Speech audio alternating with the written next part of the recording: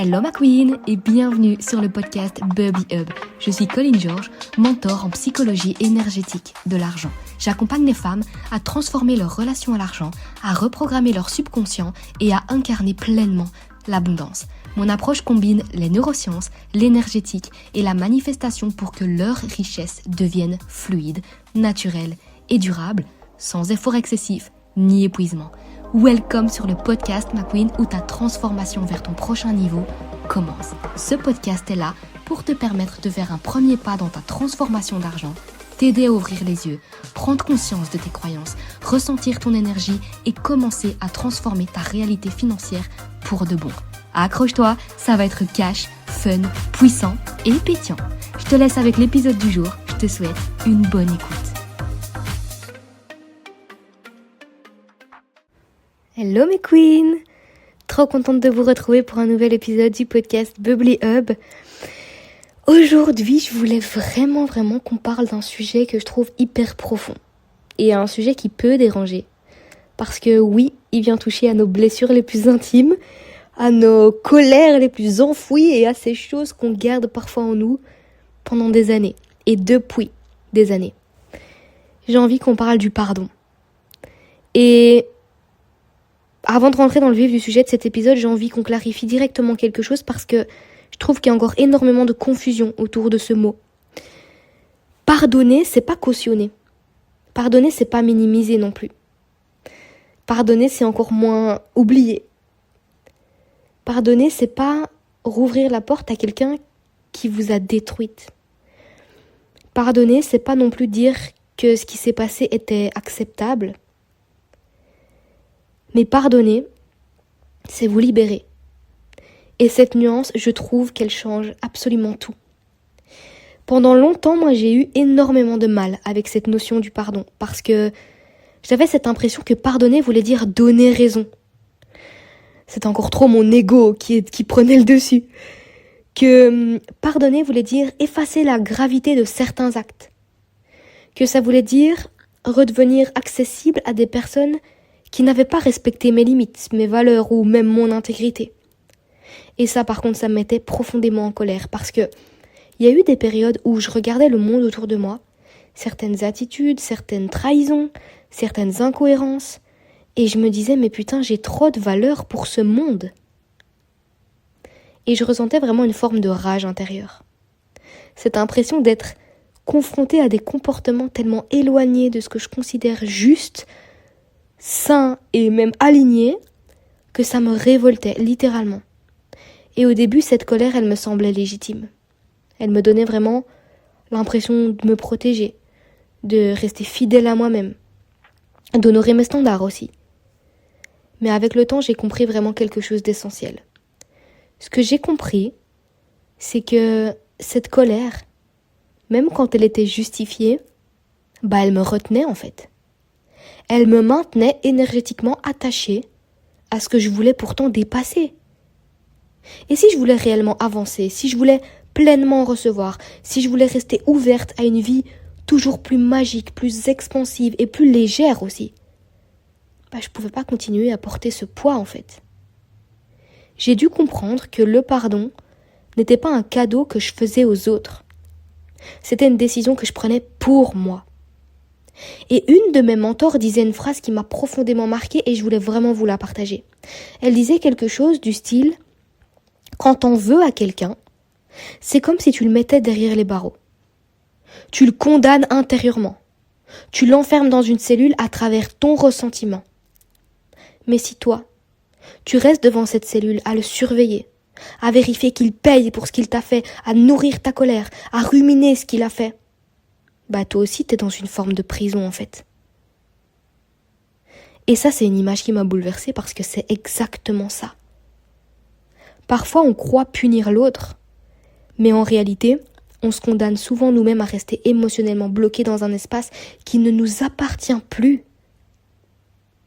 Voilà comment je vois le pardon. Le pardon, c'est quitter les lieux. C'est arrêter de monter la garde. C'est tourner le dos à cette putain de cellule et partir en fait. Pas parce que l'autre mérite votre pardon, mais parce que vous méritez votre liberté. Et ça demande une maturité émotionnelle énorme. Et c'est pas évident. Parce qu'on vit dans une société qui glorifie parfois la rancune comme une preuve de force. Vous voyez, quand on met l'ego en premier. Non, mais elle, c'est mort. Je la calculerai plus. Comme si rester fermé, rester froide, rester inaccessible, rester blessé aussi, était une preuve qu'on se respecte. Mais non. La vraie puissance, c'est quoi? La vraie puissance, c'est ne plus laisser ce qui vous a blessé continuer à consommer votre énergie. C'est reprendre votre pouvoir. Et je veux être très claire sur quelque chose. Pardonner ne veut absolument pas dire reprendre contact impérativement avec la personne qui nous a fait du mal. Et je pense qu'il y a une énorme confusion là-dessus aussi. Parce que ce que je crois, c'est qu'il y a des personnes qui font des erreurs, puis qui prennent conscience, qui reconnaissent, qui réparent, qui évoluent. Et avec ces personnes-là, oui, parfois, il est possible de reconstruire quelque chose, de reconsolider un espèce de lien, de recréer une relation différente qui est plus saine, plus mature et de laisser au passé ce qui appartient au passé. Mais il y a aussi d'autres situations.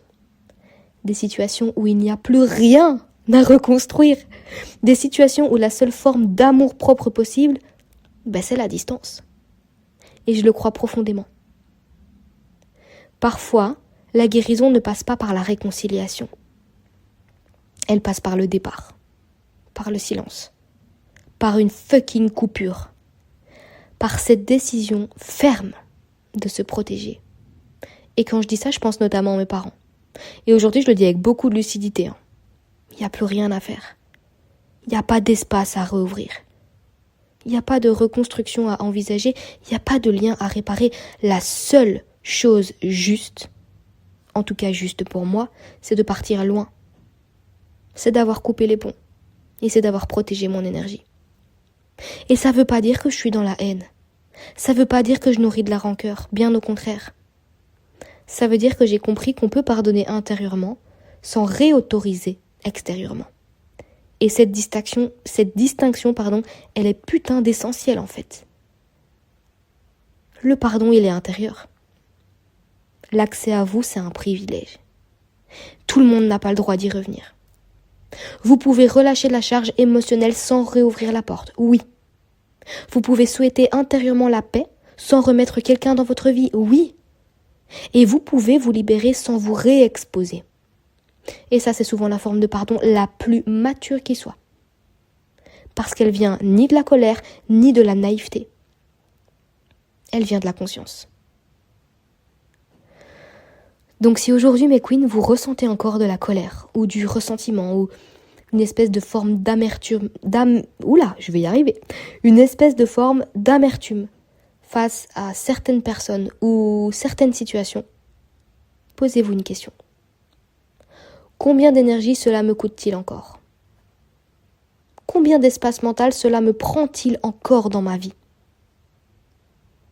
Combien de magie ? Combien d'ouverture ? Combien de réception ça bloque encore en moi ? C'est les questions que je me suis posées. Parce qu'on ne peut pas pleinement recevoir quand une partie de notre énergie est encore mobilisée à garder une vieille cellule sous surveillance.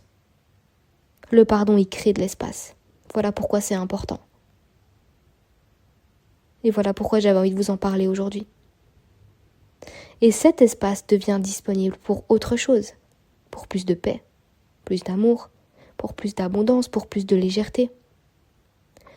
Et je crois profondément que beaucoup de femmes veulent manifester plus, recevoir plus, vivre plus grand, mais gardent encore énergétiquement des chaînes invisibles qui sont attachées à leur passé. Et tant que vous tenez la chaîne, même avec une main, vous restez liés. À un moment, mes queens, il faut lâcher. Pas parce qu'ils le méritent, mais parce que vous méritez mieux que cette prison invisible. Le pardon ne veut pas dire déclarer que ce qu'ils ont fait est effacé, ou acceptable, ou sans conséquence, mais c'est vous offrir une sortie. C'est penser à vous.